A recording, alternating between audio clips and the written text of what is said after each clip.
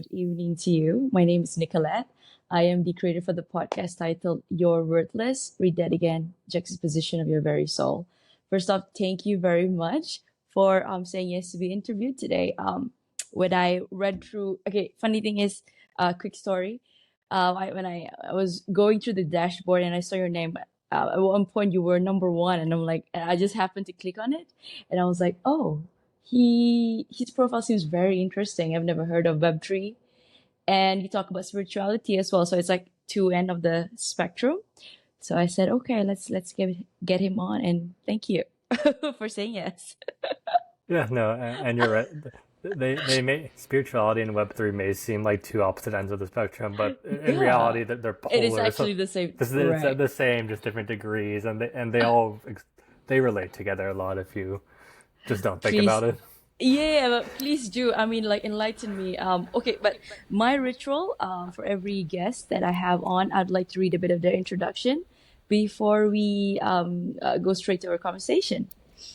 Is that all right for you? Yeah, whatever's good for you, I'm down for. Okay. So, hi everyone. We have Eric McHugh here. I hope I spelled it correctly. I Yeah, it's, pronounced it correctly. Okay.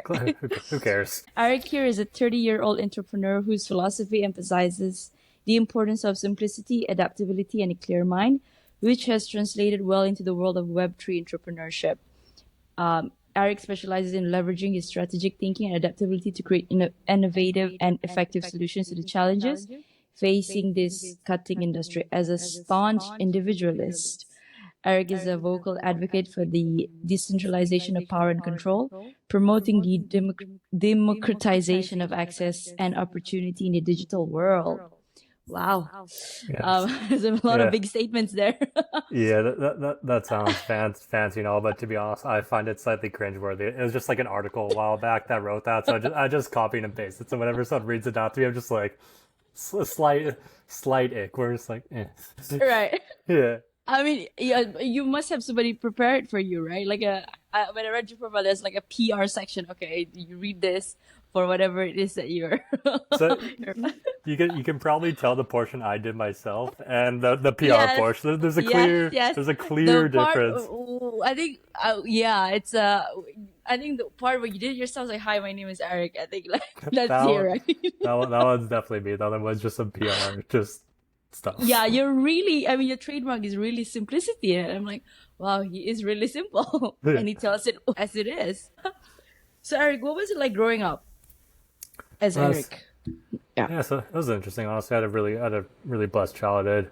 I grew up in a nice neighborhood, had tons of friends, went to church, went to Catholic school for a bit, had a loving family, had access to my extended family, which was cool because half the Filipino side, they moved from the Philippines to around To to right near to where we live. America. So we all had every Sunday we had the Filipino get-togethers with like Ah, Lola, great Lola, and like someone would always bring like the lechon, Lola the and pot. Lulo. Yeah, yeah, the true OGs. So like we always had the True Filipinos. OGs, yes. We always had So and they're like it was funny because how they're like the bosses of the family, I know, mafia style. Like whenever you enter, of like course. they're sitting I on don't care who you are, yeah, but it's when like you're in my household, yeah, no, you it's go by like my rules. yeah, Yeah. they're sitting in their chair and you go and you greet them, then you do your thing Do you first. do you still do that MN thing? I don't know, like how like when you go to a household, right, where there's older people, you it's like a sign of respect. You take their hand and you put it on your forehead. Do you do that? No, no, we don't, but No. we Okay. should. Okay. Right. Okay. Cool. So, yes, you were saying that you're half Filipino, so that means you go back to the Philippines often. Uh, Not so often. Last time I went was like right before COVID and all that started. So I went for some family grandpa funeral stuff, which was Oh, beautiful because sorry to hear that. yeah, that's fine. He returned, but yeah, no, we went to Manila. We stayed at Coron is obviously Uh, very beautiful. Yeah, right. yeah. So it was a nice trip. Plus, we got to see some old family, which is nice. Which part of the Philippines? Just Manila. Oh, just Manila. Okay, Metro Yeah, Manila. Okay. yeah. Okay. So Cool. we did Metro, and then we have like I forget the two names, but we had like a beach place and like a place in the mountains, like a townhouse. So like or a family. I know. Yeah, yeah, yeah. It's right near the volcano, Gosh. Yes, yes. Oh God. and the other Okay, one's through I the beach place is through the forest. It's I think it's Pico. okay, okay. Yeah. But the one by the hills, that one I remember, but I've forgotten what's the name because I was there back in 2015. Yeah. But yeah, it's been a while. Yeah. So Eric, what is your backstory? Sure. So I'm 30 years old. Like I said, I'm living in Los Angeles. My main hobbies right now are chess, reading, Muay Thai, and meditation. I just got back from a 10-day Vipassana meditation retreat in Joshua Tree, California. If that interests anyone, I honestly highly recommend they check it out. It's a beautiful, transformative experiences. And there's centers all over the world, probably some in Malaysia as well, since there's heavy Malaysian influence on that type of meditation. In terms of, Mm-hmm. I went to school in California. In terms of work, my first job was at Snap, helping craft their ad algorithm. And then after that, I got a job as a bankruptcy consultant, which essentially just walks companies through the Fortune 500 bankruptcy process.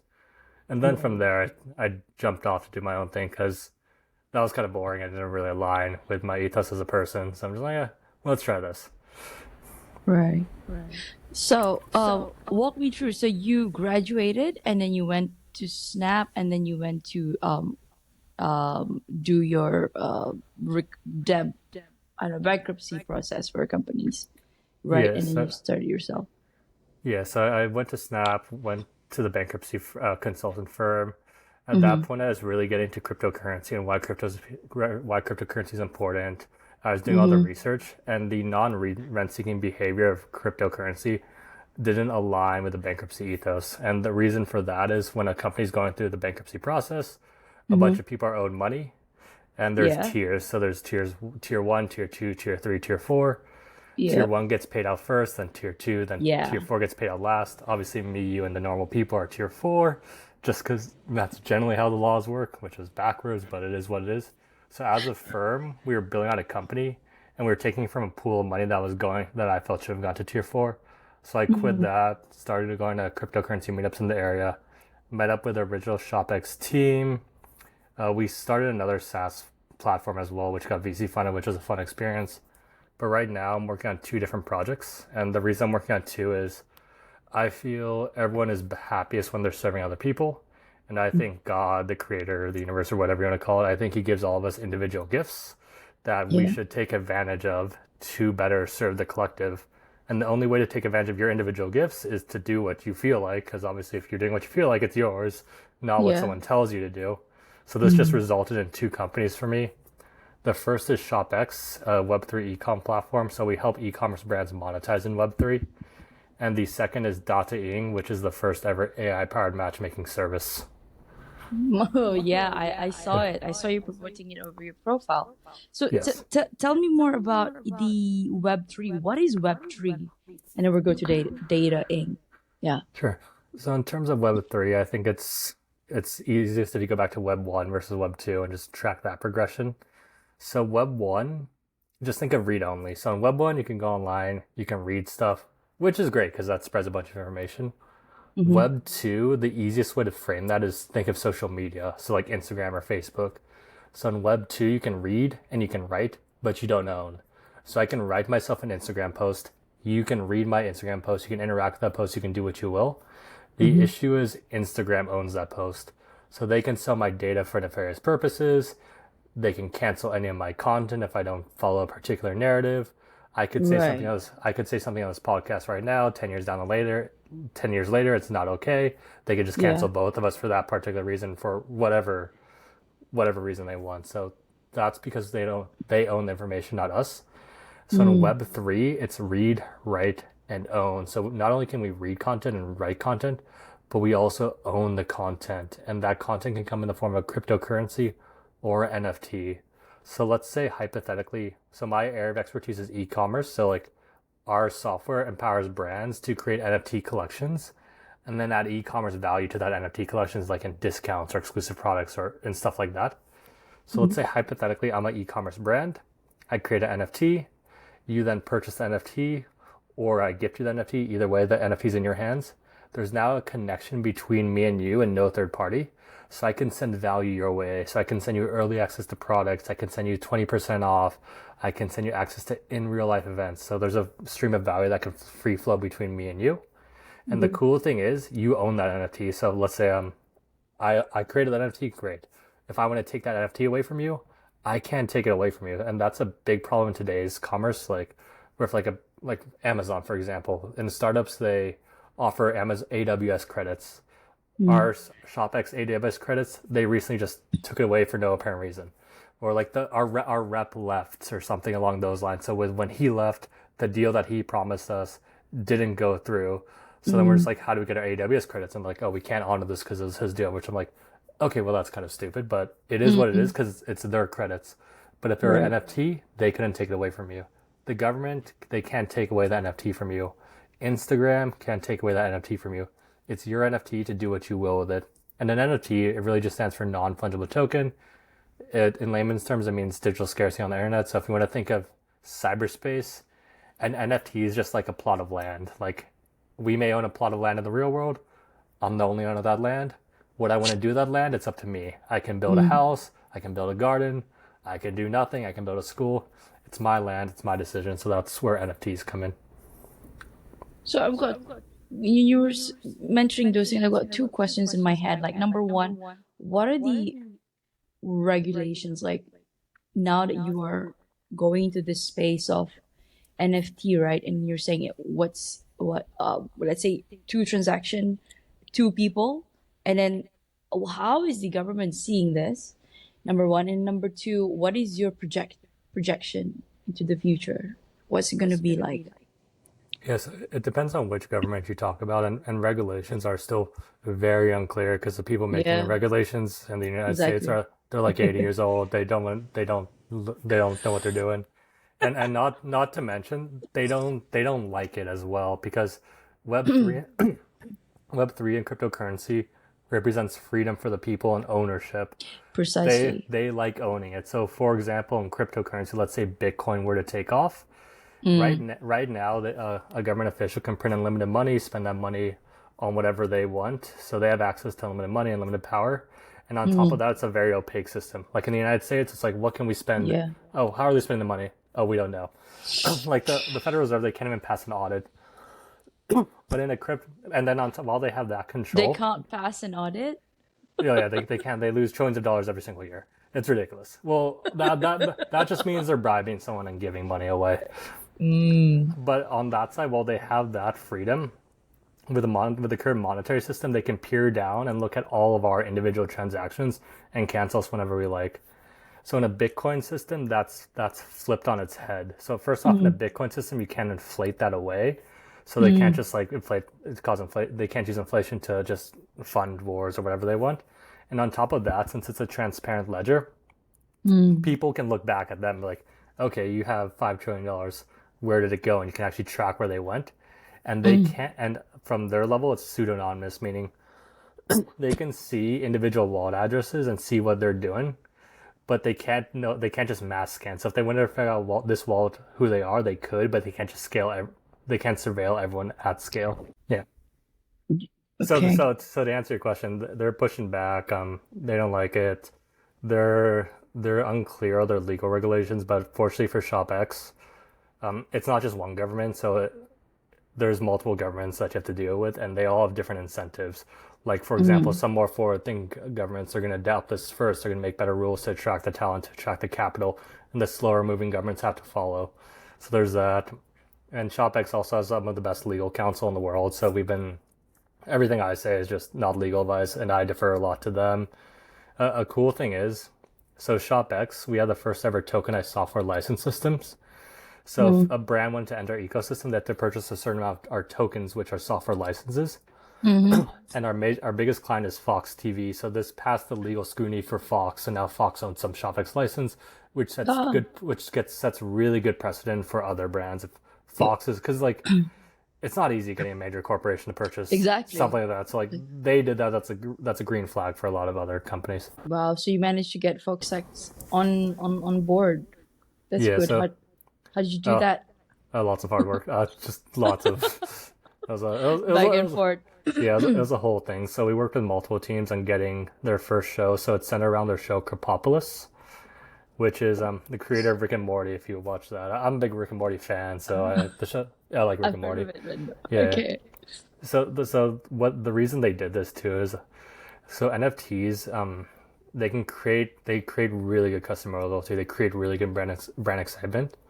So prior to the release of the show, they launched their NFT collection, and they were able to first of all, they made a bunch of money from their NFT sales prior to the release of the show, but more importantly, they already had a fan base going into their first episode. So when their first episode aired, it actually had record numbers because they had the loyal fan base set up because of their NFT collection. And now if you own one of the NFTs, you get special perks like your crab chicken may show up in a show, you get merchandise, you can vote on stuff, you get exclusive content. So now there's that relationship between me and I own a crab chicken, so now there's a relationship between me and the show. And if I want to sell the crab chicken in the future, again, it's my NFT. I can do so on the secondary market, make a profit if I so choose. And the cool thing from Fox's end is if I sell my NFT, they can program in royalties for themselves, so they can make a cut as well. Wow, so it's a win-win. Yeah. Whew. Okay.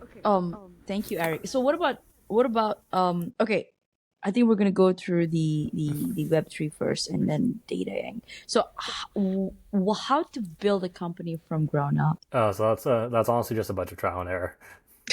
Like Really? Okay. How was your journey?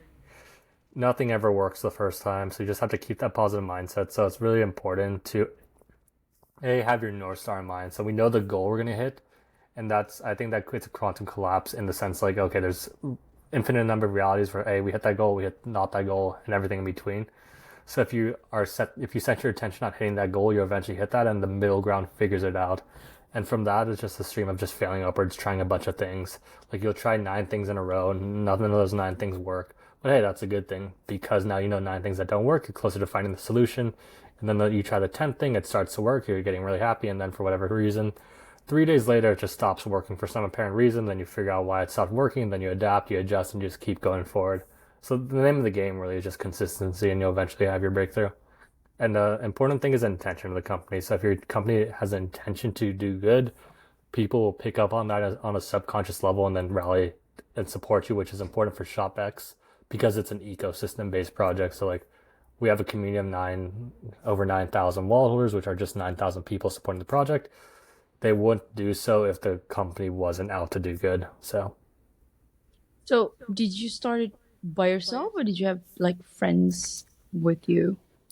So we had a close team. So Right. I think the workforce is moving towards smaller teams working like smaller, like around 5 to 10 person teams working on different projects from different areas around the globe, and just working that way, just because it's much more efficient versus like the 20,000 Traditional, yeah. like the TradFi, the Northrop Grummons of the world, where they're just slow, sluggish, just eating tons of capital. So I think this way is much more efficient. No, you know why I'm asking is because I just left my 9 to 5. So Oh, I'm about nice. to, yeah. So I'm about to enter to my own therapy and coaching. I'm setting up my own practice. So when I saw this, like how do you, thank you. So when I saw this, I was like, okay, maybe I could get some insights from you because obviously you've started something and it seems to be doing very, very well. So Uh, yeah. I guess specifically for you, just take care of your first customers extremely well, and then word will spread. Mm, Yeah, okay. Okay. that's Take the care of main. the customer. Yeah, like that always just works. And then everything else, like the ads or how you get clients, if whether it's referrals or ads or like I'm obviously no expert in therapy or online coaching, so but the rest will figure itself out if you just take care of the customer and actually do right by them. Thank you. Yeah, Thank you for well, that advice. So, all right. How do you onboard a major brand into Web3? yeah. So with ShopX, we made again keeping it simple is important because Web3 is just some convoluted subject. No one really knows what it is, so Yeah. we try to avoid the terms Web3 as much as possible. What I like to Right. do is I just like to give the case studies like these are what other brands did. This is how much money they made. These are the conversion rates they get. And then from there, so normally if you had to onboard, let's say you had wanted to onboard your therapy practice into Web3 for whatever reason, not sure why, but let's say you wanted to, you would have to hire a Web3 dev, you'd have to hire a graphic designer, you have to do a bunch of stuff, you'd have to educate your potential customers on why they enter Web3. So that's a tall order. So what we've done is we've simplified that whole process into two apps on both Shopify and WooCommerce. So Shopify and WooCommerce are e-commerce platforms where if you're trying to sell stuff online, you'll probably use one of their platforms. So just like Apple has its app store of just phone apps, those have apps for their e-commerce brands to use. And ShopX is an app within that ecosystem. So if you wanted to enter Web3 and launch a NFT collection with e-commerce value, you would just go to your Shopify store, download the ShopX app, and then within the app, you can launch your own smart contract NFT collection by filling out two simple forms. So you just have to fill out like the name of your NFTs, the price, the description, a picture, how many NFTs you want made, click next, fill out a landing page for your customers so they can purchase it. It's like name the NFTs. When do you want the landing page to go live? A description. You click next, your NFT and your landing page are deployed.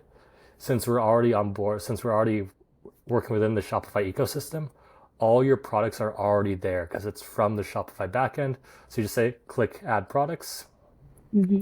So if Nike were to launch a gold style pass, their products are all there. So they can add products to that NFT, giving the customer who owns that NFT exclusive access to those products.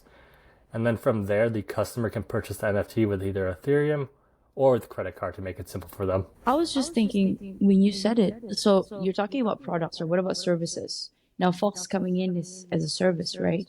So I was just thinking about PodMatch. How can you? I mean, how? Okay, so just take an example as such as I don't want to say PodMatch, but yeah, that platform. How can that be onboarded onto this thing, and how can people operate that ecosystem? Okay, so let's say hypothetically, Yeah. there's tiers for the guest list. So there's a free tier, there's a $30 tier, and the $60 tier. Yeah. So let's say they could do an NFT. Let's say they do a tier style section where they do one tier above that. Then Alex, as the controller of PodMatch, he can create a specific Discord channel, a specific section of the website where let's assume that the people who want to go on the most podcasts who do the best. He can create online coaching from there, so only they get access to that. He can create a section on the website where only NFT holders get access to that. So from the host perspective, like, okay, these are the serious people, these are the top people, and then they can identify who's from there. If PodMatch ever wanted to start selling merch, they can do that, and only NFT holders can get access to that. And the cool thing about this is, let's say hypothetically I get the NFT, I'm part of the top tier. But for whatever reason, I'm over the podcasting. It's like I'm done with it. I can then pass that PodMatch or a PodMatch NFT to a friend or family if I want to, or just sell it online. I can make my money back. Alex could then make money if that's what he could allow. So if he wanted to allow selling, you can, or you can make it a sold on token, meaning only one person can buy it. Wow. Perfect. But and the cool thing is, let's say PodMatch becomes like the next Snapchat or Facebook. It just really blows up it blows up in value. It becomes like the next major thing.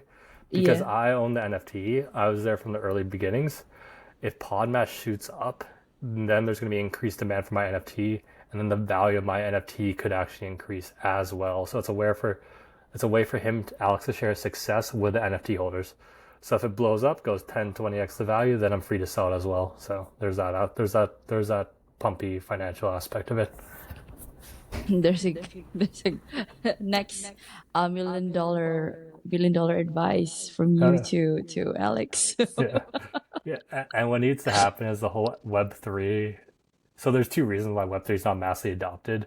The first is incentives. Like, there's no real reason for like my Lola to enter Web3, nor would I ever send her there. She just doesn't need to be involved with that any way, shape, or form. So ShopX is trying to help with that by adding the e-commerce aspect. It's like, okay, Lola, if you want this product, you want this discount, you want your 50% off, here's NFT for that. So we're helping the incentive problem.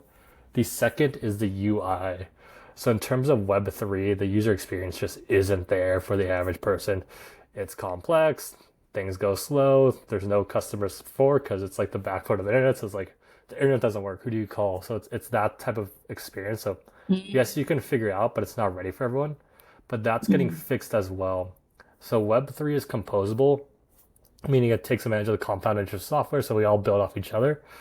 So as major brands like Nike, Sephora, Lululemon, they all enter the space, they have the capital incentive to create a seamless, because they're not going to send their customers just some bad UI. Yeah. they're gonna create the good experience for their customers, and then once they bring on those masses, everyone can kind of copy, see what they do, and the whole space just gets exponentially easier to use as a whole. Long term for Web3 to be successful, everything just has to be done on the back end. No one needs to be Mm. know they're doing Web3 stuff. Okay. So again, it's a paradox. But what made you um went ahead with WebEx, with ShopX is everything that you just mentioned. Okay. Yeah, it's like it is like a chicken and egg type thing. Yeah. But I guess you thought it all out already before before starting it, like, It because it's just always pros and cons. it just kind Yes. of happened. So like I said, I think in the earlier I mentioned like you just want to be authentic and follow your own intellectual gifts. So for me, it's I got into cryptocurrency because my original goal is to live a nice, peaceful life.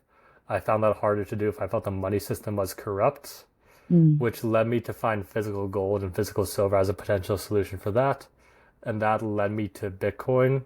And then ShopX is a way to onboard people into that ecosystem at scale. So again, it's just like following natural, just like what you feel like. It's like, okay, this could work. And then luckily that was a while ago, so the groundwork is all set up for, I guess, success. Yeah. I'll live that for you. So, okay. What is the future of Web3?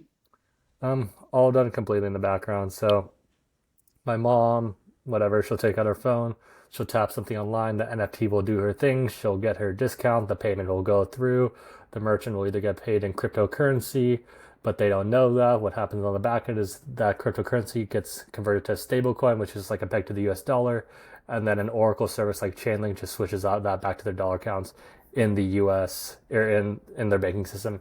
And all of that is done without them knowing. I think cryptocurrency as a whole, it elevates society. It boosts the incentive structure. It replaces the base incentive structure of what we have right now. So Mm. if you think about it logically, let's say I want to get rich without producing any value. How do I do this? I just place myself right next to the money printer and I take money from the money printer, which is effectively stealing from everyone. I use that Mm. money printed money. I give it to my friends through contracts or just back channels. They get rich as Mm. well. And now there's three corrupt people in the top layers of government. Those three corrupt layers will defeat the non-corrupt people because they have unlimited lobbying power, they have unlimited money, you have to pay to Mm. play. So that's how the system gets corrupt, and that's from the incentive structure. Whereas in Mm. a cryptocurrency world, if I want to get rich, if Bitcoin is the base layer, how do I do this? Well, I can't print it away. I have to produce a tremendous amount of value for a lot of people in order to accumulate a lot of Bitcoin. So if Mm. Nicolette, if I wanted your Bitcoin, I can't. How do I get it? I can't take it from you. I can't inflate it away from you. I have to produce something for you that you like, and then In you exchange of value. Mm. is to voluntarily send it to me. So that's the Mm. base layer for everyone. People are thinking that mindset. Then people can follow their own intellectual curiosity. Then they can live in a state of abundance. And as more people live in that state of abundance, the world gets better and better overall. And then it just elevates from there. And AI, I think, is a tool to leverage that. For example, AI is like a tool to leverage. So AI and blockchain work very well for me. So for example, like let's use you as an example. If you want to start your consultancy firm, AI is still beginning, but like you could write all the copy with AI. Normally you'd have to hire a copywriter. You can do the website. You normally have to hire a graphic designer. You Mm. could create a logo. Normally you'd have to hire a graphic designer. You can even Mm. write the code for the website using AI. I know people who created websites from no code. And this is what you could do because you have an idea, and then you can put that idea out into the world and start doing good for people. And you can do this all as a one-man army just by leveraging your talents. So like if you can do it, a kid in India can do it, a kid in America can do it. We can all do it. So Wow, you just gave me an idea because I was yeah. about to hire somebody to do some of those things for me. And then, but marketing, how can I? Because marketing is definitely not my forte. Like, how do I leverage AI for my marketing?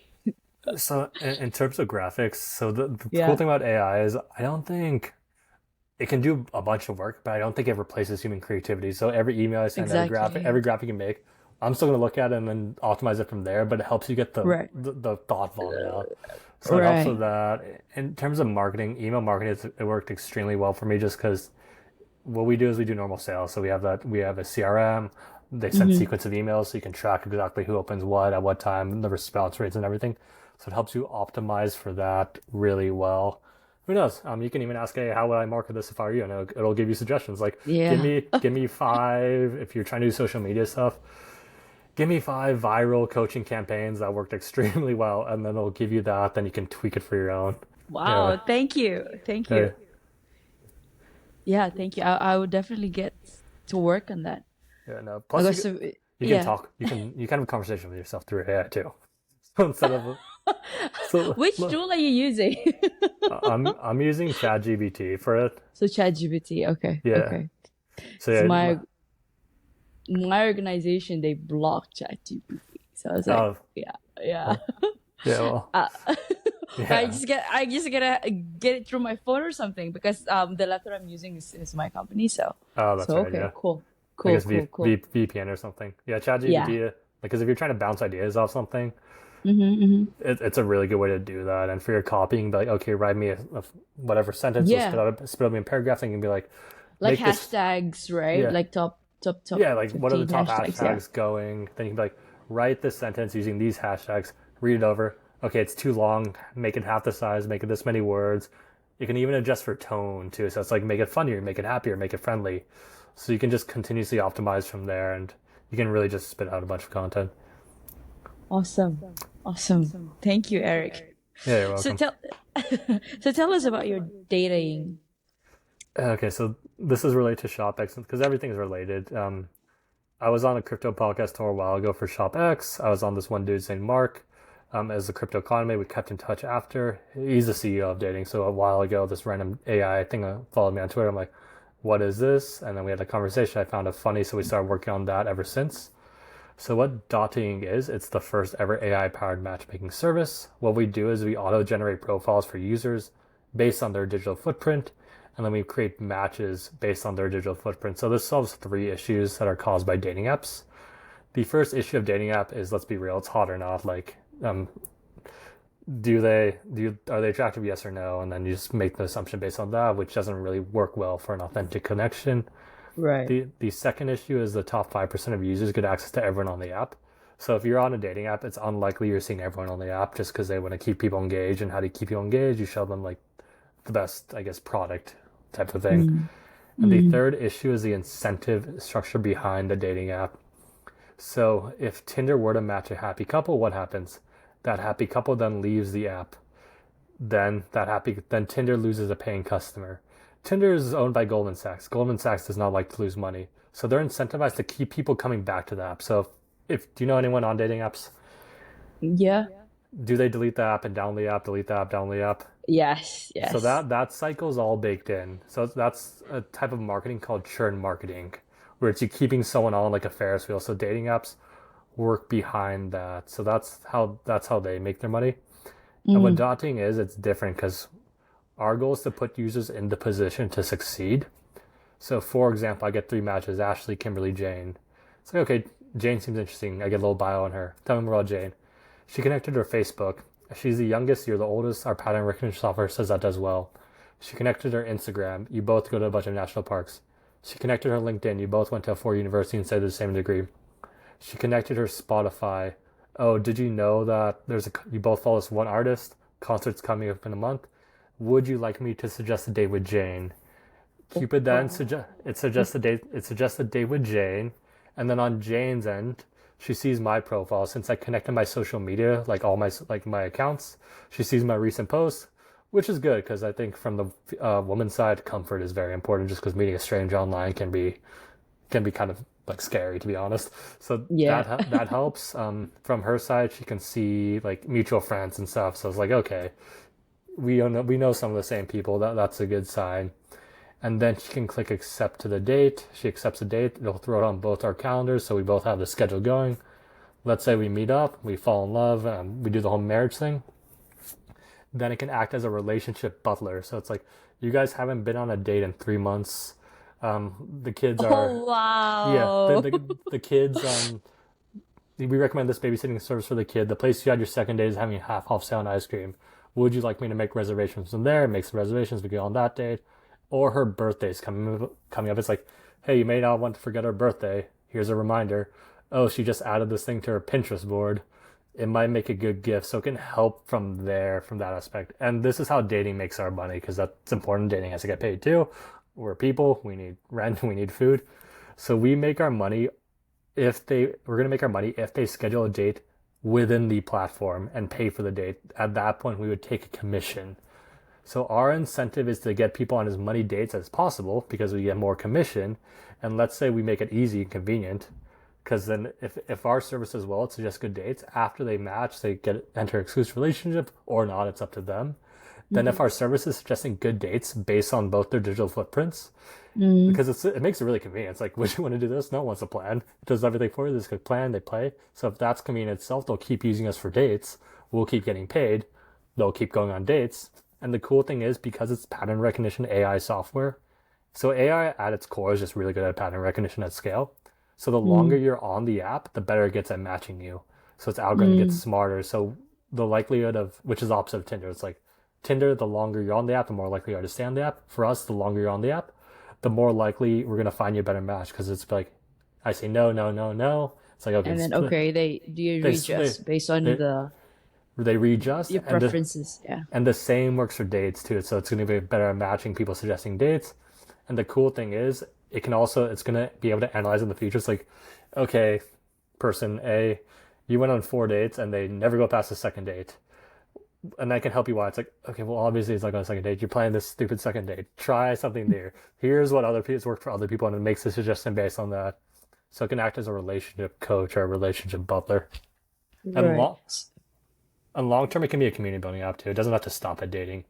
So it'd be like, find me 5 friends in my local area into Muay Thai, into meditation, and I can find that as well, and then you can build a community.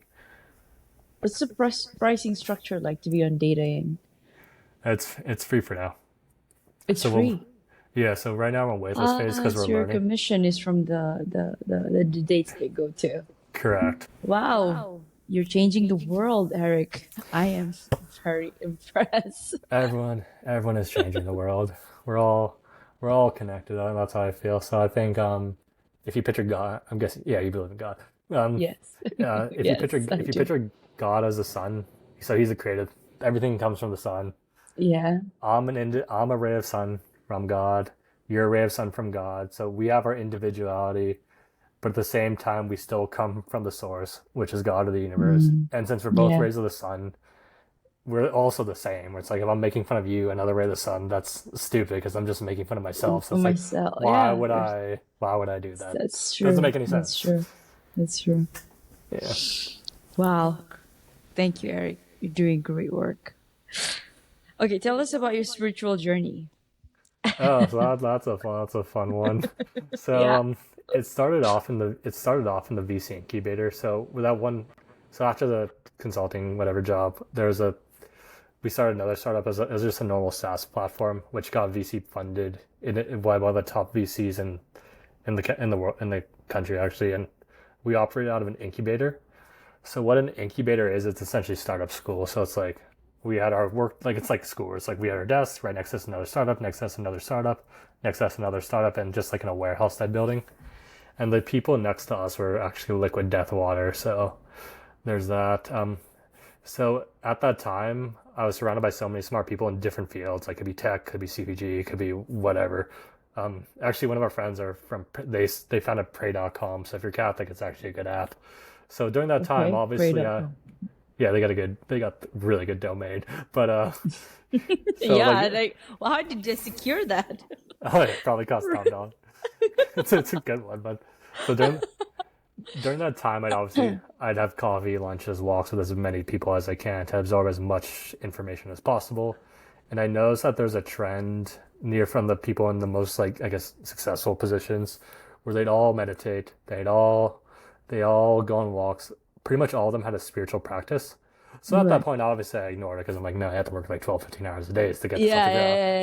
Yeah. But then coming back to full cycle, I eventually read a book someone recommended to me, and then that was sort of like when the student is ready, the teacher appears, and then I just started getting a flood of just spiritual content from all the grades.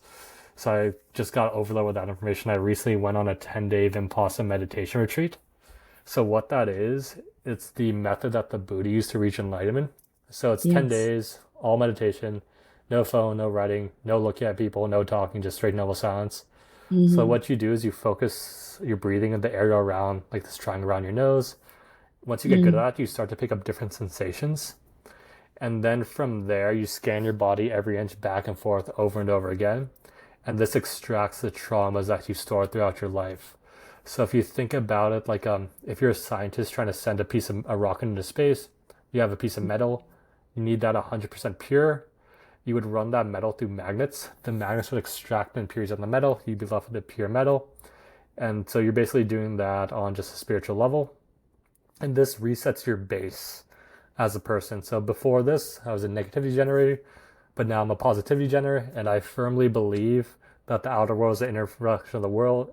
Your outer world is the inner reflection of the inner world. So like, if you're sad, you're angry, you're loving, you're joyful, all you're saying is I'm vibrating at a different frequency. So each emotional state has a different frequency. And just like a radio station, if you tune into a certain radio station, you get that station. So if you're all sad all the time, you attract sad people. Sad people. If you're angry all the time, you get angry people. But if you're happy, loving, joyous, and want to help people, that's the type of people you attract in your life, which is obviously beneficial for you. And that ethos is baked into both companies, which is a winning situation for everyone, actually.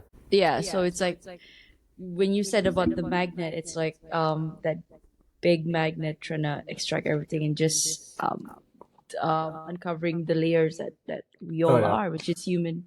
We're light beings.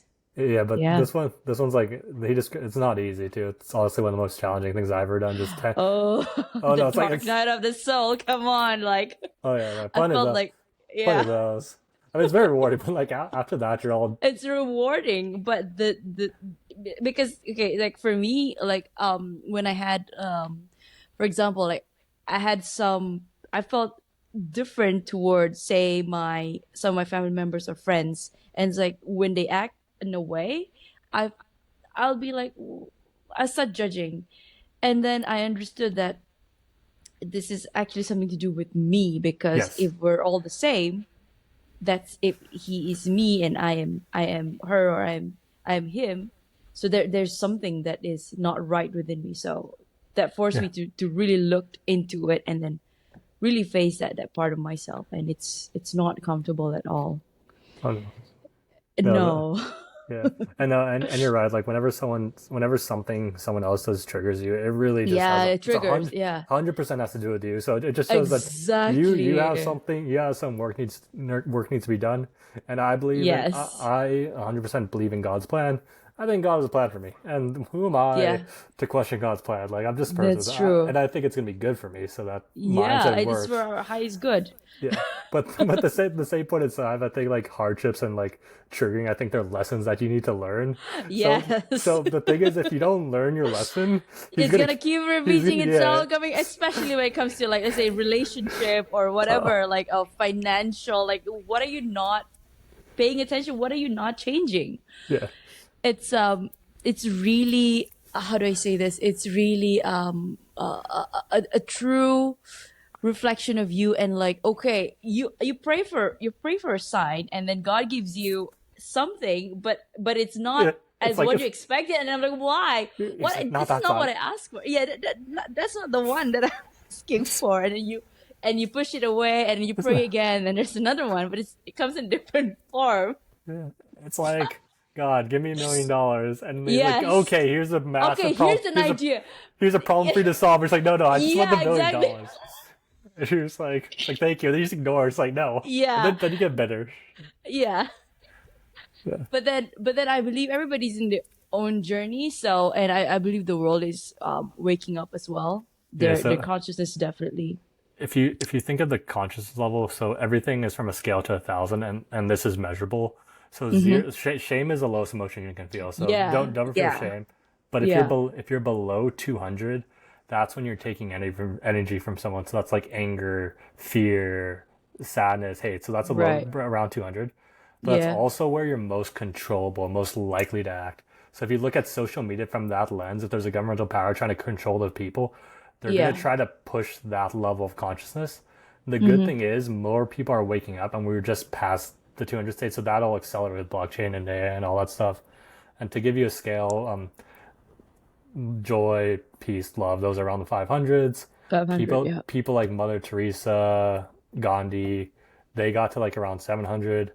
Right. The Bible, beautiful pieces of art, Mm-hmm. like architecture, they all have a vibrational state too. So if you look at a beautiful like building, it's like that's nice. It's because it's high Yeah. vibe, and Yes. the people who Eh, topped off the scale are actually Jesus, Buddha, and Jesus. Yeah. Krishna. So Buddha. they're the three Krishna. people who Yeah. got to 1,000.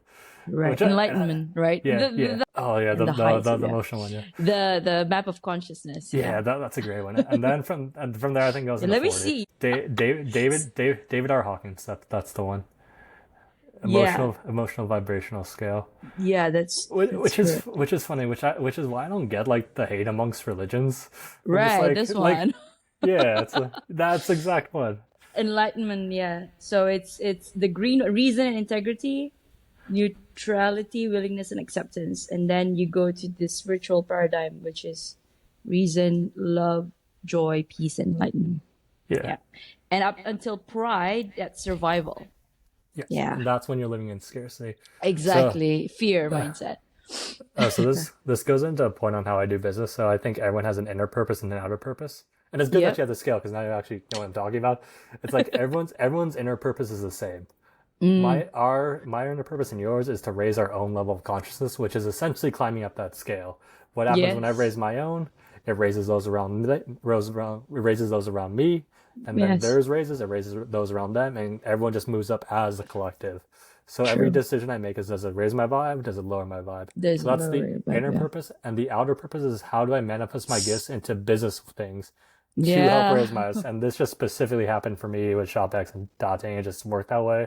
It sounds like it'll Yeah. manifest for you within your My coaching business. coaching and therapy, yeah, because Yeah, the essence is to help people understand that, you know, trauma is just is to uncover whatever root causes that they have, and then and help them move up. but yeah, that's what the Vipassana meditation did so well. Because the way he describes it, you go to the root. Because it's Yes. tenfold and just straight inner work. Exactly. So And there's this thing that they said I don't know, there were two studies done. Like one group was made to sit in a room and they have their own phones, and then the other one phones were taken from them, but they couldn't even sit still for like 5 minutes because with their own thoughts. oh yeah, And that is one thing that I really learned the hard way as well. Like oh yeah. I never Oh, liked, I couldn't sit still with my own thoughts. It's like I just had to find some distraction right now. I love solitude. I oh, need my time. oh yeah. No, like I'll book time midday if I need like an hour. Just like leave me alone. I like to meditate, or I'll do my best time is in the morning. But like if you think if you think of meditation like an email inbox, so first, if let's say you had a life email inbox, you haven't checked it once. So when you first open it for the first time, it's just a shitload of emails, and you get overwhelmed Yeah. because like when you first start, like the thoughts are pretty insane. You're like, and your body's like, Yes. I need to check my phone. I need coffee. I Yeah. need I need, oh, I got Eric today in the morning and I got yeah, another one yeah. later. So it's like, oh, okay, no, but no. But you have to treat it like you have to treat it like a dog. It's like you're gonna sit. In 15 minutes, you can get your water, but you'll be fine. Just sit, and Yes. then Just eventually work. sit. Yeah. And then eventually, like as you meditate more, you adjust more in the emails. Your mind gets clearer and clearer, and then Yeah. eventually, it gets just. It's one of the And best things also ever. exactly, it is also, it's not about like trying to get thing trying not to just tick things off your to-do list. No, Like I that's not the use point. It's, yeah, it's whatever exactly. happens. Like, Whatever happens, happens. I threw that away, and I'm like, you know what? I'm gonna sit with my feelings. I'm gonna sit with what is it that is calling me to do? What is that divine calling me to do today? Yeah, Yeah, because and what? and and yeah, and also because I'm about to graduate, so I'm finishing up all the practice sessions with fellow students. So it's one of the requirements. So it's like one person, I just connected with her, and she was like, Thursday I can't do Wednesday, but Wednesday I'm super free. She can't do it, but Thursday I have something planned out. But I'm like, I need this because I need to graduate. But it's like the morning is my time with my sister. I'm going to do session with her, and then the second one with that person, and then nighttime I have another podcast. So I'm like, if I were to operate in fear, why I'm going to be exhausted. But if I'm operating in the side of love, I'm like, I think I can do it, and it's also good for my practice because when I do get into it and then I open up my own thing, I'm gonna have people with this differing time zones and time schedule. Yeah. So take it as a practice, and if God gives you like this, if you can't do it, then there's a way. I mean, you're meant to do it. You can handle it. Yeah, no, and that's honestly a really good way to look at it. It's like, yeah, like when you have your own Yeah, practice, you exactly. want, And they're gonna, if God brings you to it, He will bring you through it, right? correct. He gives you what he knows you can handle. Yeah, exactly. So it's Yeah. like, yeah. So if you're gonna do a thriving business, I tell myself like, you want to do a you leave your 9 to 5 because you want to do podcasting because you love talking to people, you want to learn from different people, and then but at the same time you want to help people through therapy and coaching. So I'm giving you this. Yeah. So perfect. Okay. So Eric, what is next for you? I don't know. I'm just kind of living the moment. So ShopX is going to do really well. So obviously, a cryptocurrency, the bull market back, we're extremely well positioned to just capitalize off of that. So that's what we're going to do. Data.ing is going to just do its thing. It's going to get a billion users pretty quickly because it's honestly just a really good idea. It's like Yeah. that one's so Where are easy. you guys right now on that 1 billion mark? So we're around 400 on the wait list, and the reason we have the wait list, Wow. the reason we have the wait list going is because you need time to actually train the AI. So as soon as the Uh, wait list is done, the app is live. We have funds set in place to actually just start marketing and just setting up referral programs, paying yeah, but influencers. yes, I saw you had a convention, I think, back in LA about that dating. So it's to get people to be aware of this app, right? Under No, that so that was just like a talk, like a fireside chat type of thing. fireside chat. Okay. Yeah, so which dating just happens to be included in that. So for me personally, I think there's three realms of existence. There's the physical realm, there's the mental realm, and then there's the spiritual realm. So wherever your attention goes, your energy flows. So Flows. I'm Yeah. splitting up my time between the physical, the mental, and the spiritual, just trying to explore those. I think the spiritual is much more interesting to me right now.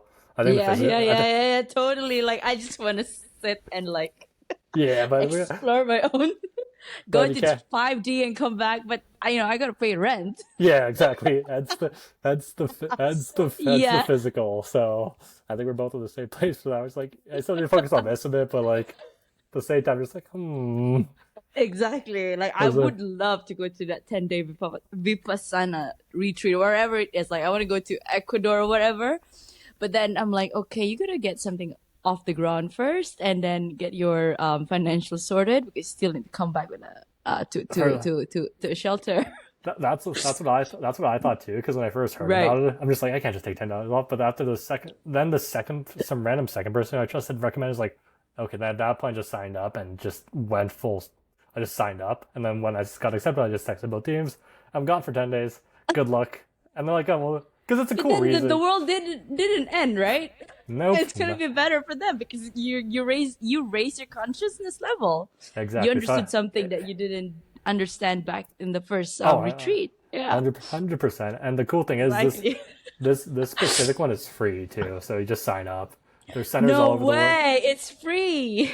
It's free and the facilities are pretty good. So the main center's in India, and I hear that one's like an Awesome. oasis. But like I went to the one in the United States. There's probably some. I guarantee you there's some in Malaysia. Actually, now that you mention it. Yeah, yeah, yeah, yeah. I'm pretty sure too. Yeah, but Okay. yeah, just check out Vipassana, and then everything is taken care of: room, board, food. You just because you're not doing anything. You don't really need anything. You just have you have a walking path, you have a meditation hall, you have a dining center, and you just kind of walk around like little ants. Just you're on gong time. Just when you wake up, you hear a gong, so it's time. Ding. Yeah, there you go. You meditate. The gong rings. It's time to eat. Oh, meditate. Then yeah, Wow. it's a good experience. I will. I will. And then once I go to one, and then I will let you know. Oh, please do. Okay, what is your heart's greatest wish, Eric? I know we kind of touched about it, but yeah. Oh yeah, just spread as much positivity in the world as possible. Okay. Yeah. Mantra. Do you have a mantra that you live by? As above, so below. So below. That one's one, and the other one is I do what I feel like, and I believe everything works out. So those are the Yeah. two. Those are the two big ones. Yeah, I love the first one because I live by that too. And Yeah. so as within, so without. Yeah, that's it. That's the hermetic principle, though, right? Correct. So hermeticism, Hermeticism. Oh, that's a fun I rabbit hole to. love reading about Yeah, that yeah, too. It's like a rabbit hole, like you. Like I like to sit in that, but I'm like, okay, come back, come back, come back, come back, come back. You gotta do your job, and then but I just don't know. It's just so much. Well, for me, it's all baked it in, so it's is. cool. Like, because I've noticed a bunch of the people I talk like relatively high up people. They They all don't fucking know. no, no. Like I. A lot of people know. That's the thing. Oh, really? Okay. Like, Okay. Like they know about Alan Watts or Freud or yeah. Carl Jung and Well, all those things. I may just be attracting that type of people, but a lot of people in like I Right. guess Okay. Good. Good. higher Good. positions, they all Right. know they Right. all at least understand that on some aspect, whether it be At least. subconsciously. At least. Yeah. Like, yeah. So like yeah, a lot of people because I think a lot of the reason why they got so successful is because they had a spiritual practice. It's much Yeah. harder to do without a spiritual practice. So like Exactly. Because you're just going against the current. That's it. yeah, well, And it's when you can just follow the current. yeah. And if you're going against the current, we probably wouldn't match in real life in the first place. So Exactly. Is there anything that keeps you up at night, or do you sleep well? I sleep extremely well. Most of my dreams are lucid, which is cool. So that's something I took. Really, I don't know, I've been forgetting my dreams. Like I went into tarot, I went into divination, whatever thing that like I Yeah. was called to. So it's like, okay, pay attention to your dreams, like all these messages that I pay attention to. I can't really remember my dreams, like really. Like fractions of it. It's hard. It took me a while. The meditation retreat really did help with that. For what I don't know, I wasn't like supposed to, but it just did. So, like during the meditation retreat, my dreams are extremely vivid, and I start remembering pretty much all of them just because I think you're doing work on your whole self. You unlock your subconscious. So obviously, when you dream, you're just like, oh shit, Yeah. that happened. So well, it's cliche. I have two journals that I keep. One's a gratitude journal, so I just write whenever I wake up. I write things I'm thankful for. That sets the vibe for the day. Obviously, gratitude is a good vibe for abundance. If you're thankful for just stuff, you'll get more stuff, which is cool. And the other thing is a dream journal too. So I and it's hard like because after like the first minute you forget your dreams, but after like months of just writing down your dreams, at least like the main parts, 3 bullet points, you'll get better at remembering them. And then there really are lessons in your dreams, like it's your Mm. subconscious screaming at you, it's like pay attention to this. So then Yeah. yeah, it's a good practice. And Okay. plus if you have lucid dreams, which I would say about a third of mine are, it's like you can stack your wins pretty well too. So like imagine like for business, like imagine you have success after success after success. You feel good, you get more successes. So you can do that at night too. So when you have a lucid dream, you win. Like I'll just fly around a bit. I'll hang out with like famous people like Miyamoto Musashi, like Alan Watts. So just Yeah, kick yeah, it. yeah, And yeah. then I'll wake up feeling like I did that because I think I actually did. Ooh, So then yeah, because you did it. yeah, Yeah. and then you start off your day strong. He's like I just had a Awesome. so That's a good way of looking at it. Okay. yeah. I'm gonna. Okay. I have a journal, but I'm not consistent at it. But Yes, right now that I'm free. that's what I was too. It's like, I was never consistent with the journal because I can't even read my own handwriting, to be honest. But the fact of writing it down, yeah, Yeah. just I had to force myself. You're gonna write it. Yes. So I can show even on my next to my bed there is like a book, like it says 100 dreams. I Yeah. put a pen right in the middle of it, but it's never written. But I will start it. Yeah, it takes time, but it's worth it. And then Yeah. Okay, last question. If you could create a quote right now for you to leave to the audience listening in the world as your legacy, what would it be? I think everyone is a conscious creator, whether they know it or not. So when you're conscious of creating, just follow these two rules: don't harm anyone and don't take anything away from anyone, and you should be chilling. Perfect. Yeah, those are solid. Beautiful. No, not more people follow that in the future. Wow, Eric, you're doing great work. You're such I can tell you're super going towards that enlightenment. Like I don't speak to a lot of people like yourself, but I enjoy speaking to you today. I did too. That was fun. Yeah, yeah. I felt the vibe like when I Yeah, said, "Oh, okay, this one." Yeah, yeah. Hi, yeah, my name is Eric. Okay, he's friendly enough. yeah. Yeah, I And hate when it's people. I hate when people jump in a pitch. I'm just like, especially like in-person events, they're like, oh, it's like, oh, yeah, yeah. It's like, slow and then down I there, saw it's like buddy. he's spoken. You receive like reviews for about 66. Okay, he's spoken to a lot of people, but okay, Yeah, I'm just gonna treat him like yeah. a friend. Like That's how it should be. Yeah, exactly. Because Yeah, we're all the same. If I'm afraid of you, if I feel like some kind of inferiority towards you, I'm like, which you're and you're not. gonna, and Yeah, you're you gonna know, feel the same way. And that's gonna be reflected back to me. I don't want that. So and honestly, just it's extremely annoying when people do that. Where you're yeah, just like, you dude, can just tell, right? You can chill. tell. Yeah, just chill. We Yeah, got this. it's kind of cringe, but yeah, Awesome, awesome. And it helps that you're Filipino. yes, Perfect. Mabuhay. yes, Okay. All right, Eric. Thank you for your time. Once this airs, I will be sure to tag you. yeah, sounds good. And so I'll do the thing. I'll reshare from my personal accounts and team accounts. Is there anything I can do to support the channel in the meantime, or Awesome. I'd probably we're connected on LinkedIn, so if I yeah, have like some yeah, just questions, reach out. Feel free to yeah, reach yeah, out, yeah. Cham. And if you have book recs and stuff, actually, I'll send you some Book cool stuff. rec. Yeah, Yeah, I'll send yeah. you some cool stuff. Actually, Yes, yes, dear. yeah, Please, please, please. yeah, we'll Thank you do. so much. Let's share. Like, Yeah, let's see where we are. knowledge transfer. Yeah, knowledge transfer. Okay, all right. Thank you. Bye bye. You Okay, have a great day.